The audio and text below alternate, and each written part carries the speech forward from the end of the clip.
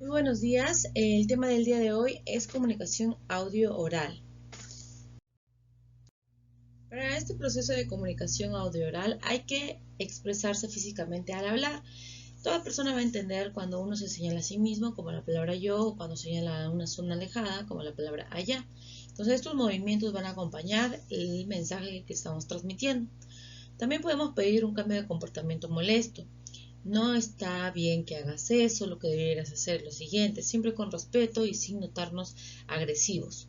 Por otra parte, respetar los turnos de la conversación, esto va a generar un buen ambiente al momento de comunicarnos, tal vez levantar la mano o simplemente esperar, ¿no?, a que sea nuestro turno. Mostrar afecto, ya que no es solo decir las cosas, ¿no? También demostrar, tal vez con un abrazo, un gesto de ternura, las promesas que se hacen. Después tenemos responder a la crítica. Esto quiere decir de que hay que responder adecuadamente y con respeto al ser criticados, ¿no? Una frase que se puede usar es que tienes razón en esto, pero en esto no. Con eso no estoy de acuerdo. Y decir por qué, ¿verdad? Las características básicas de la comunicación audio-oral. Primero tenemos que implica la orabilidad y la escucha. Para la emisión oral se desencadena órdenes cerebrales que ponen en acción los órganos de producción del habla, cuyo resultado es una señal auditiva, es decir, una cadena sonora. Al momento de querer comunicar algo se pone en funcionamiento nuestro cerebro, ¿no?, para armar el mensaje y transformarlo en fonemas. Para la audición, el oyente también ha tenido que pasar por experiencias previas de observación y conocimientos, semejantes a aquellas que dieron base a la información inicial. Los sonidos del mensaje son identificados por el oído, que los percibe y transmite en forma de sensaciones al cerebro. Todo es por sensaciones, ¿no?, por nuestros sentidos, y se transmite al cerebro para ser entendidos apropiadamente. Ahora tenemos otra característica. Otra de las características primariamente es esencial. La característica más común es comunicarse cara a cara, y esta trae enormes ventajas, como la de poder emitir y recibir mensajes en contextos de diferentes, en situaciones, ¿no?, diversas. Por ejemplo, sentados de noche, caminando, conduciendo, entre otras. Pero bueno, la tecnología también ha perdido toda expresividad corporal, ya que nos comunicamos mayormente por, digamos, redes sociales, mensajes de texto, etc. Otra de las características es que es relativamente flexible. Aunque en algunos géneros la comunicación oral se exige una preparación previa, igual que en la escrita, la realidad es que prevalece la espontaneidad, la que abre la posibilidad de equivocación, al error, a los actos fallidos. El hablante puede rectificarse, claro, ¿no? Cuando uno se confunde se rectifica con el oyente, pero no se puede borrar lo que dijo, porque quedó en el tiempo. Por otra parte, el hablante dispone de inimaginables recursos para su discurso. Puede callar, preguntar, hacer pausas, traer testimonios, atender, distraerse, etc. Todo nos indica que el discurso oral es muy elástico y adaptable a cualquier situación. Por otro lado, varía según el uso del lenguaje. Históricamente y de la cuna, la lengua oral está primero que la escrita, lo cual no quiere decir que sea más importante, sino que ha estado primero. Y tampoco que una dependa de otra. La tendencia actual es otorgarle cierta autonomía a ambas, por eso tienen sus propias características léxicas, sintácticas y fonéticas. Desde el punto de vista de los usos del lenguaje verbal, los hablantes disponen de 3 niveles socioculturales básicos a conocer. Primero, el lenguaje científico o técnico, ¿no? Si hay registros que se les puede encontrar en piezas orales como conferencias, discursos retóricos y actividades formales grupales, como la mesa redonda, foro, congreso, simposio. Ahí se va a utilizar el lenguaje científico o técnico, las palabras rebuscadas, no bien específicas de un aspecto en especial. El lenguaje literario. No es fácil de hablar del uso de este lenguaje, excepto tal vez en las representaciones teatrales, en los recitales de coplas o cuentería. El lenguaje literario no lo usamos normalmente, ¿no? Al menos que sea para recitar poesía, y más que todo se utiliza en el teatro, donde se significan ciertas escenas con ese tipo de lenguaje. Después tenemos el lenguaje corriente, también llamado cotidiano, familiar, ¿no? La mayoría de los discursos de la modalidad oral tienden en su mayoría a ser expresados en este tipo de lenguaje, donde predominan la subjetividad y la expresividad, y suele ser redundante. Ejemplo, entré para adentro, lo vi con mis ojos. Esos fenómenos se dan más que todo en el lenguaje hablado, ¿no? En la comunicación oral. En tipos de comunicación vamos a ver varios tipos, pero los más grandes son verbal y no verbal, que están dentro de los, según el uso o no de los signos lingüísticos. Pero también hay otros tipos que según otras clasificaciones, según el número de participantes, según el tipo de respuesta, canal sensorial, tipo de medio de comunicación, objetivo comunicacional, su alcance o el tipo de transmisión de datos. Tenemos que saber que la comunicación es el proceso de generación, transmisión e intercambio de mensajes entre el emisor y el receptor, ¿no? Se trata de un proceso complejo, de allí que existen tantas clasificaciones que vamos a ver después. La primera es según el uso de signos lingüísticos, si se usa o no se usa, ¿verdad? El signo lingüístico es una unidad conformada por un concepto o significado y una palabra hablada o escrita llamada significante. Si vemos una acumulación blanquecina en el cielo, vamos a saber que es una nube. El significado es nube y por otro lado el significante son los fonemas que vamos a emitir para dar a conocer la palabra. La capacidad de usar signos lingüísticos solo es propia de los seres humanos dependiendo de si están presentes o no en nuestra comunicación. Esta puede ser de dos mencionadas, ¿no? La verbal es el tipo de comunicación que requiere el uso de signos lingüísticos como la palabra escrita con grafías y la palabra hablada con fonemas para que se pueda llevar a cabo. En este tipo de comunicación más importante es la ejecución de procesos cognitivos y esto es algo que solo puede hacer el ser humano. La comunicación verbal a su vez se clasifica en dos tipos, oral y escrita. En la oral que tenemos implica el uso del habla, ¿no?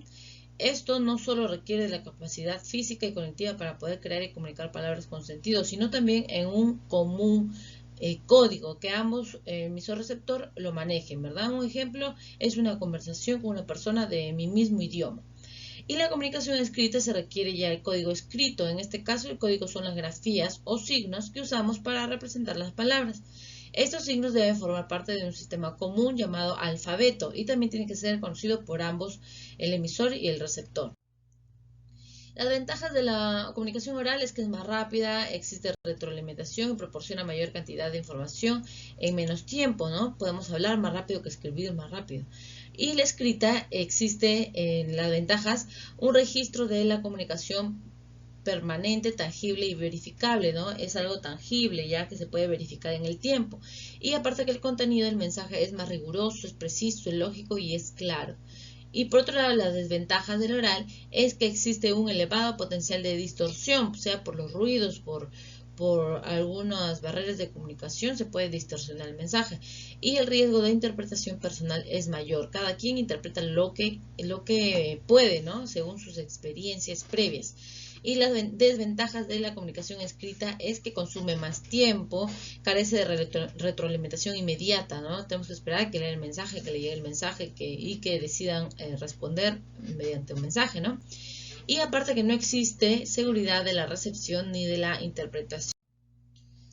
Y luego la comunicación verbal tenemos que incluye expresiones faciales, tono de voz, patrones de contacto, movimientos, diferencias culturales, entre otras. Dentro de esta está la comunicación verbal kinésica. ¿Qué quiere decir? Que se refiere al uso del lenguaje corporal, los gestos y las miradas. La comunicación no verbal proxémica también quiere decir la distancia entre las personas, la cual varía según la circunstancia y la cultura. Por ejemplo, en Latinoamérica la gente hablamos de cerca, ¿no? Pero en otras culturas tal vez acercarse mucho a una persona sea un acto de agresión. Después tenemos la comunicación no verbal paralingüística. Esto se refiere a la expresión de sonidos, pero sin palabras. Por ejemplo, un bostezo, cambiar el tono de voz, un grito de euforia. Entre otras clasificaciones tenemos según los participantes, ¿no? Puede ser individual, colectiva, intercolectiva y masiva. Según la respuesta, puede ser sincrónica o asincrónica, depende si está en el momento de la comunicación, ambos respondiendo inmediatamente. Según el canal sensorial, vamos a ver según nuestros 5 sentidos, ¿no? Táctil, olfativa, visual, gustativa, auditiva. Después, según el tipo de medio de comunicación, puede ser digital, lo que está de moda, ¿no? Las redes sociales. Puede ser televisiva, con los medios antiguos, los convencionales, radiofónica, telefónica, cinematográfica, ¿no? Esos son los medios convencionales. Según el objetivo comunicacional, tenemos la periodística, obviamente es informar, ¿no? En noticieros, y la comunicación publicitaria, que es vender, convencer o cambiar una opinión, etcétera. Educativa, como lo dice la palabra, es educar, y la política también es generar una buena imagen del político en sus posibles votantes, ¿no? Por otro lado, la comunicación organizacional, esta también nos importa bastante, se refiere a las comunicaciones que se gestionan en las organizaciones. Estas pueden tener un objetivo interno, como las comunicaciones entre la empresa y el personal, o un objetivo externo, como la comunicación entre la empresa y sus consumidores, medios de comunicación o proveedores. Dentro de esta comunicación hay bidireccional, cuando se lleva a cabo entre un grupo de personas de la organización y se espera que todos participen activamente. Puede ser un correo que solicite una respuesta a todos los involucrados. La unidireccional es cuando solo se gestiona por el emisor y no se espera respuesta del receptor. Tal vez cuando se envía una carta de despido, no solo estamos anunciando y no necesitamos una respuesta. La ascendente es cuando es de los trabajadores hacia el jefe, y la descendente cuando es del jefe a los trabajadores.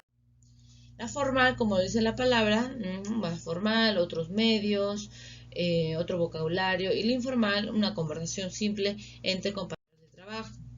Según la difusión, vamos a poner privada y pública, ¿no? Según el tipo de transmisión de datos, está la comunicación datos simplex y semiduplex, los datos duplex y datos en serie. Bueno, finalmente tenemos pasos a seguir en una escucha activa. Primero hay que reconocer, digamos, una máquina de fax es la comunicación perfecta, ¿no? Porque emitimos el mensaje tal cual, literal. Pero nosotros medimos y juzgamos las palabras de los demás de acuerdo a nuestra percepción y a nuestras emociones. Oímos una palabra normalmente, ¿no? Luego formamos ideas propias de nuestra percepción basado en lo que creemos haber oído. Luego interpretamos esto con nuestros sentimientos. Luego interpretamos nuestros sentimientos con las experiencias pasadas. Todo lo oído pasa a través de un proceso de nuestros valores y nuestras expectativas. Luego juzgamos en consecuencia. Y esto lo llamamos lectura interior. Bien, los pasos es que todo entra en juego, ¿no? Es necesario que seamos buenos escuchas, porque de no serlo vamos a volvernos parte del problema. Después tenemos que hacer preguntas para asegurarnos que se entendió. No nos mostremos demasiado orgullosos para hacer una pregunta para pedir claridad. Después tenemos que dedicar tiempo para escuchar. Es nuestro deber, ¿no? No es una opción, porque escuchar es la mejor parte de aprender, y porque no podemos aprender sin escuchar. Y involucrarse en discusiones, porque en las discusiones nos volvemos escuchadores, aportamos y recibimos. Algunas veces debemos detener nuestras palabras y escuchar las palabras de alguien más. Eso nos facilitará aprender. Las personas que saben escuchar al menos cumplen estos 4 aspectos. Primero, animan a otra persona a hablar, elaborar ideas, sentimientos y pensamientos. De otra forma, se quedarían con un ruido en el fondo, ¿no? Y es que hoy todos tenemos la cabeza llena de cosas no elaboradas que dificultan nuestra atención. Hablar sobre ellas hace que nos sintamos bien, y un buen escuchador facilita este proceso. Invitar a la persona que dé su opinión, invitar que ordene sus ideas y se manifieste. Por otro lado, pedir aclaraciones sobre lo que hay por detrás, ¿no? Al principio es fácil que nos quedemos solo en la superficie de lo dicho, y es difícil entrar un poco más al fondo, pero un amigo puede hacerlo, ¿no? Suele hacer, por ejemplo, más fácil que entremos en las razones ocultas detrás de las evidencias, y esto hace que una conversación llegue más adentro y vaya más allá de un mero intercambio de anécdotas. Y no valorizar, reconocer y aceptar sin valorar, ya que todos tenemos nuestro límite, no tenemos que ser vistos como jueces, ¿no? Tenemos que dejar que fluya la conversación y las opiniones personales. Por otro lado, tenemos que mostrar el desacuerdo sin ser críticos o desvalorizar a la persona. Para ser totalmente efectivos en la escucha activa, se debe tener un sincero interés en el hablante, y si esto es así, el desacuerdo siempre será respetuoso. ¿Ya? Y este es un pequeño trabajo encargado, hacer un video contando una anécdota, y no te olvides de utilizar el lenguaje adecuado, de expresión corporal, facial, entre otras.